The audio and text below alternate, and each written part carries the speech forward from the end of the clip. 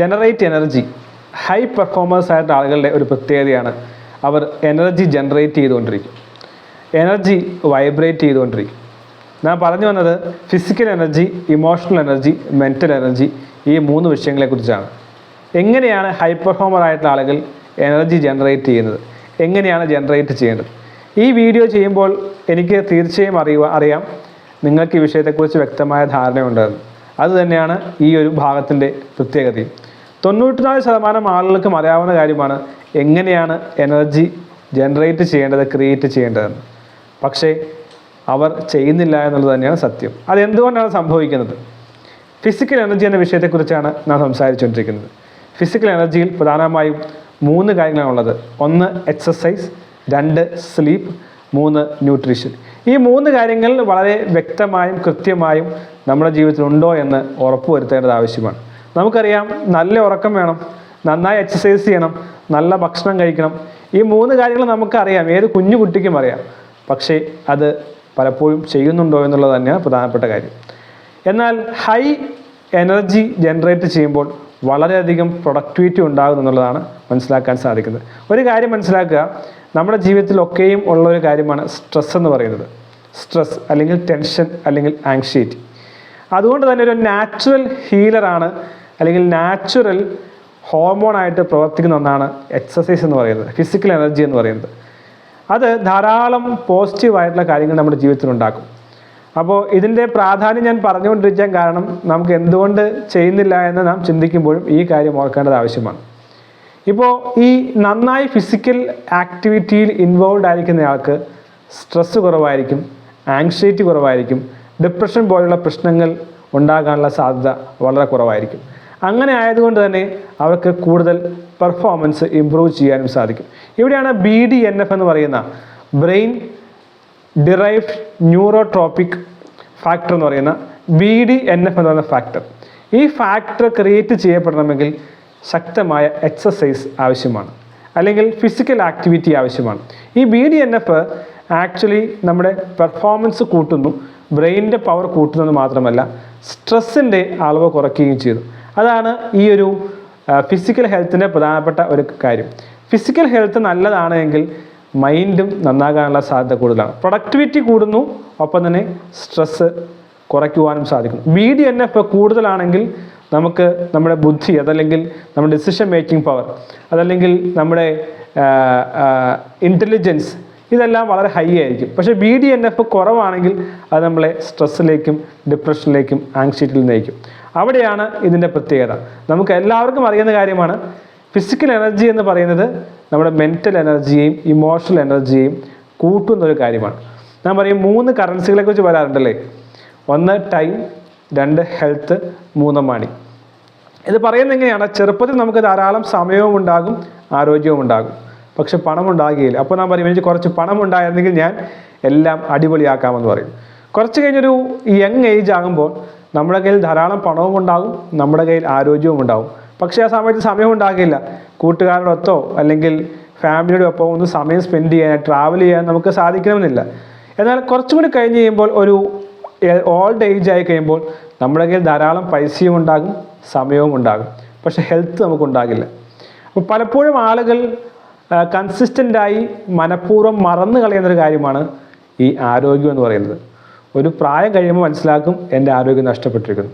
ഈ സാർക്കോപീനിയ എന്നെല്ലാം പറയും, നാം കേട്ടിട്ടുണ്ടാവും. നമ്മുടെ മസിൽസിൻ്റെ ആരോഗ്യം കുറഞ്ഞ ശേഷം പ്രായമാകുമ്പോൾ എഴുന്നേറ്റ് നടക്കാൻ പറ്റുന്നില്ല, നടന്നു പോകാൻ പറ്റുന്നില്ല, കയറ്റം കയറാൻ പറ്റുന്നില്ല, സ്റ്റെപ്പ് കയറാൻ പറ്റുന്നില്ല, മുട്ടിന് വേദന, ജോയിൻറ്റ് പെയിൻ, ഇങ്ങനെ ധാരാളം ആളുകൾ ബുദ്ധിമുട്ടിയാണ്. കുറേ പൈസ കയ്യിലുണ്ട്, പക്ഷേ എങ്ങും പോകാനായിട്ട് സാധിക്കുന്നുമില്ല, കഴിയുന്നുമില്ല. കുറേ അധികം ബാങ്ക് ബാലൻസ് ഉണ്ട്, പക്ഷേ diabetic, heart disease, skin disease, asthma, ഇങ്ങനെ ധാരാളം അസുഖങ്ങളുമായി ജീവിക്കുക. ഒന്ന് ആലോചിച്ച് നോക്കൂ, എന്തിനാണ് നമ്മൾ ജീവിക്കുന്നത്? കുറേ പൈസ ഉണ്ടാക്കിയ ശരിയാണ്, കുറേ പേരൊക്കെ നേടി ശരിയാണ്, പക്ഷേ നമുക്ക് ആരോഗ്യമില്ലെങ്കിൽ നമുക്ക് എങ്ങനെ നമ്മുടെ ജീവിതത്തിൻ്റെ അവസാനം നന്നാക്കാനായിട്ട് സാധിക്കും? അപ്പോൾ നാം ഒരുപക്ഷെ ഈ ജീവിക്കുന്നത് തന്നെ കുറേയൊക്കെ പണമുണ്ടാക്കാൻ വേണ്ടിയാണെന്ന് പറയും. പക്ഷേ അവസാന കാലഘട്ടത്തിൽ നാം ഈ ഉണ്ടാക്കിയ പണമെല്ലാം മരണത്തെ നേരിടാനായിട്ട് ചിലവാക്കുകയാണ്, അല്ലേ? അപ്പോൾ കുറേ നാൾ നല്ല കാലത്ത് അധ്വാനിക്കും, ആ സമയത്ത് ആരോഗ്യം സൂക്ഷിക്കില്ല. പക്ഷേ വയസ്സായി കഴിയുമ്പോൾ ആരോഗ്യം നഷ്ടപ്പെടും, ഉണ്ടാക്കിയ പണം മൊത്തം നാം അവിടെ ചിലവാക്കുകയാണ്. ഇതൊരു വിരോധാഭാസം തന്നെയാണ്. അപ്പോൾ ഞാൻ പറഞ്ഞു വരുന്നത് ഈ ഫിസിക്കൽ എക്സസൈസ് ചെയ്യുമ്പോൾ ഡോപ്പമിൻ പോലെയുള്ള സെറോട്ടോണിൻ, എൻഡോർഫിൻ പോലെയുള്ള ആൻറ്റി ഡിപ്രസൻ്റ് ആയിട്ടുള്ള ആൻറ്റി ഏജിങ്ങിന് സഹായിക്കുന്ന, പ്രായം കുറയ്ക്കുന്ന അല്ലെങ്കിൽ പ്രായം കൂടുന്നത് തടയുന്ന, ഇമ്മ്യൂൺ കൂട്ടുന്ന അല്ലെങ്കിൽ ഡിപ്രഷൻ കുറയ്ക്കുന്ന, ഹാപ്പിനെസ് കൊണ്ടുവരുന്ന ഡോപ്പമിൻ, സെറോട്ടോണിൻ, എൻഡോർഫിൻ പോലെയുള്ള ന്യൂറോ ട്രാൻസ്മിറ്റേഴ്സ് നമ്മുടെ ശരീരത്തിൽ ധാരാളം ഉൽപ്പാദിപ്പിക്കപ്പെടുകയാണ്. അതുകൊണ്ട് ഈ എക്സസൈസ് ചെയ്യുന്ന കാര്യത്തിൽ യാതൊരു കോംപ്രമൈസും പാടില്ല എന്നുള്ളത് ഞാൻ ഊന്നി പറയുകയാണ്. ഹൈ പെർഫോമർ ആകണമോ തീർച്ചയായും നല്ല ഫിസിക്കൽ എക്സസൈസ് ഇൻറ്റൻസ് ആയി തന്നെ ചെയ്യേണ്ടത് ആവശ്യമാണ്.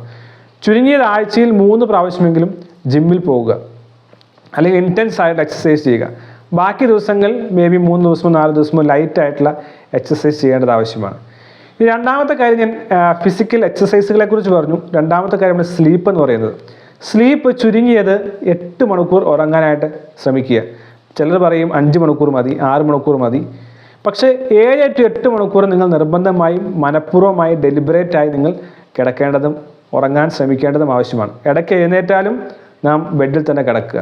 ഇങ്ങനെ ഉറക്കത്തിൻ്റെ കാര്യത്തിൽ ഒരു കോംപ്രമൈസും പാടില്ല. കണ്ടിന്യൂസ് ആയി അൺഇൻറ്ററപ്റ്റഡായി എനിക്ക് 8 മണിക്കൂർ ഉറങ്ങാൻ സാധിക്കുന്നുണ്ടോ, അത് ഉറപ്പുവരുത്തേണ്ടത് ഒരു ഹൈ പെർഫോമറുടെ ആവശ്യമാണ്. കാരണം നന്നായി ഉറങ്ങുമ്പോഴാണ് നമ്മുടെ ഇമ്മ്യൂൺ സിസ്റ്റം ഡെവലപ്പ് ചെയ്യുന്നത്, മെമ്മറി ഡെവലപ്പ് ചെയ്യുന്നത്, നമ്മുടെ ബ്രെയിൻ സെൽസ് റിപ്പയർ ചെയ്യപ്പെടുന്നത്, ഗ്രേമാറ്റേഴ്സ് ഉണ്ടാകുന്നത്.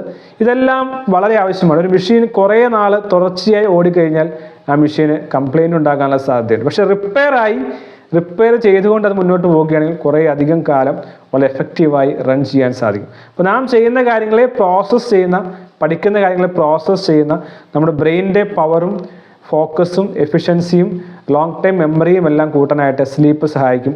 അവിടെ സ്ലീപ്പിൻ്റെ കാര്യത്തിൽ ഒരു കോംപ്രമൈസും ചെയ്യാതിരിക്കുക.